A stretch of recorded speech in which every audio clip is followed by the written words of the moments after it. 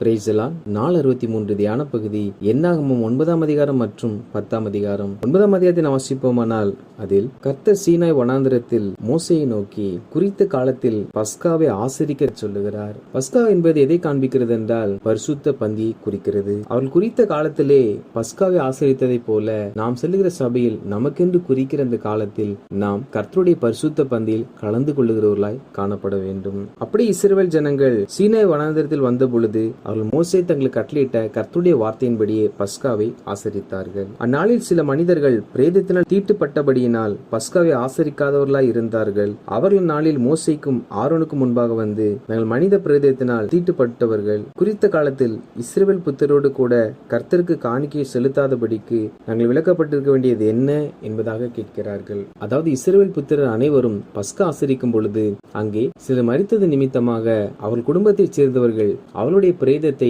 அடக்கம் செய்தார்கள். எனவே பிரேதத்தை தொட்டபடியினால் அவர்கள் தீட்டுப்பட்டது நிமித்தம் அவர்கள் அந்த பஸ்காவை ஆசரிக்க முடியாமல் போயிற்று. எனவே அவர்கள் மோசேயிடத்தில் வந்து குறித்த காலத்தில் எங்களால் பஸ்காவை ஆசரிக்க முடியவில்லை என்பதாக சொல்லுகிறார்கள். அப்பொழுது மோசே அவர்களை நோக்கி, பொறுங்கள், கர்த்தர் உங்களை குறித்து கட்டளையிடுவது என்ன என்று கேட்பேன் என்பதாக சொல்லுகிறார். அப்பொழுது கர்த்தர் மோசேயை நோக்கி, உங்களிலும் உங்கள் சந்ததி யாரிலாகிலும் ஒருவன் பிரேதத்தினால் தீட்டுப்பட்டாலும் பிரயாணமாய் தூரமாய் போயிருந்தாலும் கர்த்தருக்கு பஸ்காவை ஆசரிக்க வேண்டும். அவர்கள் அதை 2ஆம் மாதம் 14ஆம் தேதி அந்தி நேரமான வேளையில் ஆசரித்து, அதாவது எல்லாரும் தேவன் நியமித்த நாட்களில் தான் பஸ்காவை ஆசரிக்க வேண்டும். ஒருவேளை அவர்கள் ஏதாவது ஒரு காரியத்தில் நான் தீட்டுப்பட்டிருந்தார்கள் என்றால் அவர்கள் 2ஆம் மாதத்தில் பஸ்காவை ஆசரிக்க வேண்டுமாம். முதல் மாதத்தில் முதல் நாள் பஸ்கா ஆசரிக்கப்படும். அதற்கு ஆயத்தம் இல்லாதவர்கள் 2ஆம் மாதம் ஆயத்தப்பட வேண்டுமாம். நாம் பரிசுத்த பந்தியில் கலந்து கொள்வதற்கு ஆயத்தம் இல்லாது இருப்போம் என்றால் அடுத்த மாதத்தில் நாம் எப்படியாகிலும் ஆயத்தப்பட்டு கர்த்தருடைய பந்தியில் கலந்து கொள்ளுகிறவர்களாய் காணப்பட வேண்டும். மேலும் கர்த்தர் ஒருவன் சுத்தமுள்ளவனுமாய் பிரயாணம் போகாதவனாய் இருந்தும் பஸ்காவை ஆசரிக்காதே போனால் அந்த ஆத்துமா குறித்த காலத்தில் கர்த்தரின் பலியை செலுத்தாதபடியினால் தன் ஜனத்தாரில் இராமல் அறுப்புண்டு போவான். அந்த மனிதன் தன் பாவத்தை சுமப்பான் என்பதாக சொல்லுகிறார். அப்படி என்றால் கர்த்தருடைய பந்தியை ஆசரிக்காதவர்கள், அதை அனுசரிக்காதவர்கள் கர்த்தரை விட்டு விலகி விடுவார்கள் என்பது அதன் அர்த்தமாகும். நாம் ஒருவேளை ஆயத்தம் இல்லை என்றால் ஒரு மாதம் நாம் தவறவிடலாம். ஆனால் ஒவ்வொரு மாதமும் நாம் ஆயத்தமாகவில்லை என்று சொல்லி ஒவ்வொரு மாதமும் நாம் கர்த்தருடைய பந்திக்கு விலகி இருப்போம் என்றால் நாம் கர்த்தரை விட்டு முற்றிலுமாய் விலகி விடுவோம். எனவே நாம் ஆயத்தப்பட்டு பஸ்காவை ஆசரிக்கிறவர்களாய் காணப்பட வேண்டும். மேலும் வாசஸ்தலத்தை இஸ்ரவேல் புத்திரர் ஸ்தாபனம் பண்ணின அந்த நாள் மேகமானது கூடாரத்தையும் வாசஸ்தலத்தையும் மூடினதாம். அது பகலில் மேகத்தை போன்ற ஒரு தோற்றமாயும் இரவிலே அக்கினி போன்ற ஒரு தோற்றமாயும் ஜனங்களுக்கு காட்சியளித்ததாம். மேகம் கூடாரத்திலிருந்து மேலே எழும்பும் போது இஸ்ரவேல் புத்திரர் பிரயாணம் பண்ணுவார்கள். மேகம் தங்கும் இடத்தில் இஸ்ரவேல் புத்திரர் பாளையம் இறங்குவார்கள். அதாவது ஆசரிப்பு கூடாரத்தின் மேல் தங்கியிருந்த அந்த மேகமான அது உயர எழும்பும் பொழுது இஸ்ரவேல் புத்திரர் பிரயாணப்பட்டு அந்த மேகம் எங்கே செல்லுகிறதோ அந்த மேகத்தை பின்பற்றி செல்வார்களாம். அந்த மேகம் எங்கே பாளையம் இறங்குகிறதோ அங்கே இஸ்ரவேல் புத்திரர் பாளையம் இறங்குவார்களாம். அப்படி என்றால் இஸ்ரவேல் புத்திரருக்கு அந்த மேகமே ஒரு வழிகாட்டியாய் இருந்தது. இந்த மேகம் என்பது எதை குறிக்கிறது என்றால் கர்த்தருடைய கட்டளையின்படியே இஸ்ரவேல் புத்திரர் பிரயாணப்படுவார்கள். கர்த்தருடைய கட்டளையின்படியே பாளையம் இறங்குவார்கள். மேகம் வாசஸ்தலத்தின் மேல் தங்கியிருக்கும் நாள் எல்லாம் அவர்கள் பாளையத்தில் தங்கியிருப்பார்கள். அதாவது இஸ்ரவேல் புத்திரர் கர்த்தருடைய கட்டளையின்படிதான் பிரயாணப்படுவார்களாம். கர்த்தருடைய கட்டளையின்படிதான் பாளையம் இறங்குவார்களாம். இப்படி என்றால் மேகம் என்பது கர்த்தருடைய கட்டளையை நமக்கு காண்பிக்கிறது. மேகம் எப்பொழுது எழும்புகிறதோ அப்பொழுது கர்த்தர் இவர்களை புறப்படும்படி சொல்லுகிறார். மேகம் எப்பொழுது ஒரு இடத்தில் நிற்கிறதோ அப்பொழுது கர்த்தர் அங்கே பாளையம் இறங்கும்படி சொல்லுகிறார் என்று இவர்கள் கர்த்தருடைய வார்த்தையை அந்த மேகத்தை பின்பற்றி பிரயாணப்படுகிற ஜனங்களாய் காணப்பட்டார்கள். மேகம் நெடுநாள் வாசஸ்தலத்தின் மேல் தங்கி இருக்கும் போது இஸ்ரவேல் புத்திரர் பிரயாணப்படாமல் கர்த்தரின் காவலை காத்து கொண்டிருப்பார்கள். மேகம் சில நாள் மாத்திரம் வாசஸ்தலத்தின் மேல் தங்கி இருக்கும் போது கர்த்தருடைய கட்டளையின்படியே பாளையம் இறங்கி இருந்து கர்த்தருடைய கட்டளையின்படியே பிரயாணப்படுவார்கள். அதாவது சில சமயத்தில் மேகம் நீண்ட நாட்கள் சாட்சியின் கூடாரத்தின் மேல் இருக்குமாம். அந்த நாட்களில் இஸ்ரவேல் புத்திரர் பிரயாணப்பட மாட்டார்களாம். காரணம், மேகம் எழும்பினால்தான் அவர்கள் பிரயாணப்படுவார்களாம். அப்படி என்றால் கர்த்தர் சொன்னால்தான், கர்த்தர் உடன் இருந்தால்தான் நாங்கள் இதை செய்வோம் என்று சொல்லி கர்த்தருடைய வழிகாட்டுதலை, கர்த்தருடைய வழிநடத்துதலுக்காக அவர்கள் நெடுநாள் காத்திருந்து தேவனுடைய சித்தத்தின்படி நடக்கிற தேவ பிள்ளைகளாய் இருந்தார்கள். நாம் கூட கர்த்தருடைய கட்டளையின்படியே செயல்படுகிறவர்களாய் காணப்பட வேண்டும். கர்த்தர் சொன்னால் அவைகளை செய்ய வேண்டும். கர்த்தருடைய வேத வசனம் நமக்கு அவைகளை சொல்லித் தராவிட்டால் அவைகளை நாம் செய்ய வேண்டியதல்ல.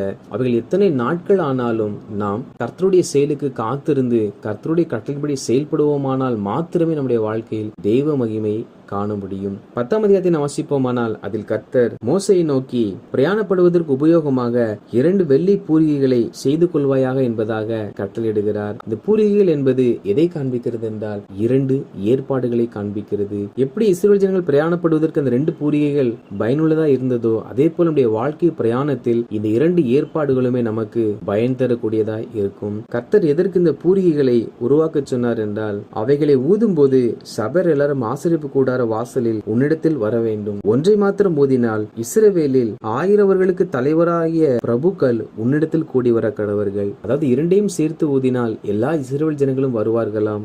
ஒரு பூரிகையை மாத்திரம் ஊதினால் 1000 பேருக்கு தலைவராய் இருக்கிற எல்லா பிரபுக்களும் ஆசரிப்பு கூடாரத்திற்கு வர வேண்டுமாம். நீங்கள் அவைகளை பெருந்தொனியாய் முழங்கும் போது கிழக்கே இருக்கிற பாளையங்கள் பிரயாணப்பட கடவது. அதாவது இந்த பூரிகையை நெடுந்தொனியாய் ஊதும் பொழுது இஸ்ரவேல் ஜனங்கள் பாளையம் இறங்கி இருக்கிற அந்த பாளையத்தில் கிழக்கே இருக்கிற பாளையம் பிரயாணப்பட்டு அவர்கள் முன்னோக்கி செல்ல வேண்டுமாம். மேலும் அவைகளை நீங்கள் 2ஆம் தரம் பெருந்தொனியாய் முழங்கும் போது தெற்கே இருக்கிற பாளையங்கள் பிரயாணப்பட கடவுது. அதாவது 2 முறை நெடுந்தொனியாய் ஊதும் பொழுது தெற்கே இருக்கிற பாளையம் பிரயாணப்பட வேண்டும் என்று கர்த்தர் சொல்லியிருக்கிறார். இதற்காகவே பூரிகைகளை செய்யும்படி சொன்னார். நம்முடைய வாழ்க்கையிலும் கூட நாம் வேத வசனத்தின் சத்தத்தை தெளிவாய் கவனிப்போம் என்றால் நம்முடைய வாழ்க்கையில் அநேக நன்மைகள் ஆசீர்வாதங்களை பெற்றுக்கொள்ள முடியும். இந்த பூரிகைகளை யார் ஊத வேண்டும் என்றால் கர்த்தர். ஆரோன் குமாரனாகிய ஆசாரியன் பூரிகைகளை ஊத கடவர்கள். உங்கள் தலைமுறை தோறும் இது உங்களுக்கு நித்திய கட்டளையா இருக்க கடவது. அதாவது ஆசாரியன் தான் பூரிகைகளை ஊத வேண்டுமாம். எல்லாரும் வேதம் வாசித்தாலும் வேத சத்திய வசனங்கள் என்பதை ஊழியர்கள் தான் உபதேசித்து சொல்ல வேண்டும். காரணம், அவர்கள் தெய்வ சமூகத்தில் காத்திருந்து தெய்வ வசனத்தை பெற்றுக் கொள்கிறார்கள். சுவிசேஷம் எல்லாரும் அறிவிக்கலாம், ஆனால் உபதேசம் என்பதை தேவனால் அழைக்கப்பட்ட அபிஷேகம் பண்ணப்பட்ட தேவ சமூகத்தில் காத்திருக்கிறவர்கள் தான் உபதேசிக்க வேண்டும். மேலும் கர்த்தர் உங்கள் தேசத்தில் உங்களை துன்பப்படுத்துகிற சத்ருக்கு விரோதமாய் யுத்தத்திற்கு போகும்போது பூரிகைகளை பெருந்தொனியை முழங்க கடவீர்கள். அப்பொழுது உங்கள் தேவனாகிய கர்த்தருடைய சமூகத்திலே நீங்கள் நினைவு கூறப்பட்டு உங்கள் பகைஞருக்கு நீங்களாகி ரட்சிக்கப்படுவீர்கள். அதாவது யுத்தத்திற்கு செல்லும் பொழுதும் இவர்கள் நெடுந்தொனியா இந்த பூரிகையை ஊத வேண்டுமாம். அப்படி ஊதும் பொழுது ஆண்டவராகிய கர்த்தர் இஸ்ரவேல் ஜனங்களுடைய எல்லா பகைஞர் கரத்திலிருந்து அவர்களை நீங்களாக்கி ரட்சிப்பாராம். மேலும் கர்த்தர் உங்கள் மகிழ்ச்சியின் நாளிலும் உங்கள் பண்டிகைகளிலும் மாத பிறப்புகளிலும் உங்கள் சர்வாங்க தகன பலிகளும் சமாதான பலிகளும் செலுத்தப்படும் போது பூரிகைகளை ஊத வேண்டும். அப்பொழுது அவைகள் உங்கள் தேவனுடைய சமூகத்தில் ஞாபகக்குறியா இருக்கும். நம் மகிழ்ச்சியா இருக்கும் பொழுதெல்லாம் நாம் கொண்டாடுகிற எல்லா பண்டிகைகளிலும் ஒவ்வொரு மாதத்தினுடைய முதல் நாளிலும் ஒவ்வொரு ஞாயிறு ஆராதனையிலும் அவனுடைய வசனத்தை கேட்கிறவர்களாய் காணப்பட வேண்டும். இவைகளுக்கு பின்பு மோசே தன் மாமனாகிய ரெகுவேல் என்னும் மீதியானுடைய குமாரனான ஓபாவை நோக்கி, உங்களுக்கு தருவேன் என்று கர்த்தர் சொன்ன ஸ்தலத்திற்கு நாங்கள் பிரயாணம் போகிறோம், நீயும் எங்களோடு கூட வா, உனக்கு நன்மை செய்வோம். கர்த்தர் இஸ்ரவேலுக்கு நல்ல வாக்குத்தத்தங்களை பண்ணியிருக்கிறார் என்பதாக சொல்லுகிறார். இஸ்ரவேல் ஜனங்களுக்கு நல்ல வாக்குத்தத்தம் செய்யப்பட்டிருக்கிறது. மோசே தான் பெற்றுக்கொண்ட அந்த நல்ல வாக்குத்தத்தத்தை அவர்களும் பெற்றுக்கொள்ள வேண்டும் என்று அவர்களுக்கு அதை அறிவிக்கிறதை நம்மால் பார்க்க முடியும். கர்த்தருடைய ஜனங்களாகிய நாமும் கூட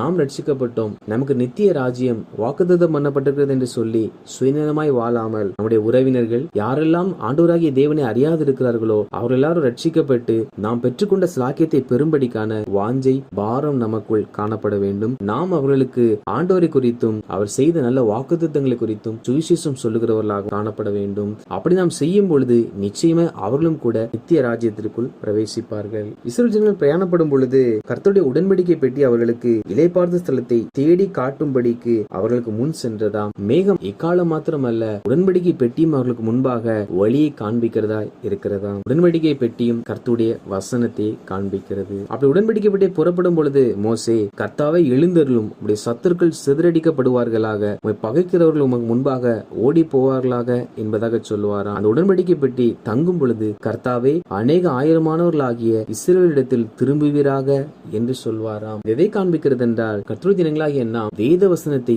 அறிக்கை செய்கிறவர்களாய் காணப்பட வேண்டும். எல்லாவற்றிற்கும் வேத வசனங்கள் நமக்கு எழுதி கொடுக்கப்பட்டிருக்கின்றன. நாமது ஒவ்வொன்றையும் வாசித்து அந்தந்த சமயத்துக்கு ஏற்ற விதமாக கர்த்தருடைய வார்த்தை நம்முடைய வாழ்க்கையில் நாம் பயன்படுத்துகிறவர்களாய் காணப்பட வேண்டும். வாசித்த இந்த அதிகாரங்களின்படி கர்த்தருடைய ஜனங்களாகிய நாம் ஒவ்வொரு மாதமும் ஆயத்தப்பட்டு பரிசுத்த பந்தியில் தவறாமல் கலந்து கொண்டு கர்த்தருடைய வார்த்தையின்படியே பிரயாணப்பட்டு கர்த்தருடைய வார்த்தையின்படியே பாளையம் இறங்கி 2 ஏற்பாடுகளையும் கவனமாய் நாம் கவனித்து நாம் பெற்ற நித்திய ஜீவனை நம் உறவினர்கள் பெற்றுக்கொள்ள வேண்டும் என்று முயற்சித்து கர்த்தருடைய வார்த்தையை எல்லாவற்றிற்கும் பயன்படுத்துபவர்களாய் காணப்படுவோம். நிச்சயமாக கர்த்தருடைய பிரசன்னம் நம்மை அதிசயமாய் வழிநடத்தும். ஆமேன்.